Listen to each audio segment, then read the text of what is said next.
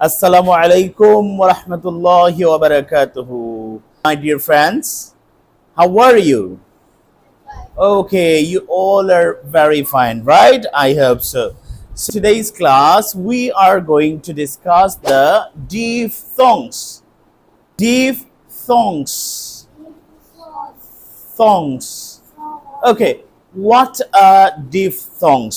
বাংলায় আমরা যেটাকে বলি যুক্ত স্বর কি বলি আমরা বলি যে ওই কি বলি যুক্ত স্বর বা ডাবল ভাওয়েল সাউন্ডস যখন একসাথে হয় তখন এগুলোকে বলা হয় ডিফথংস। এটা ডিফথং দেখছো তোমরা 8 ডিফথংস।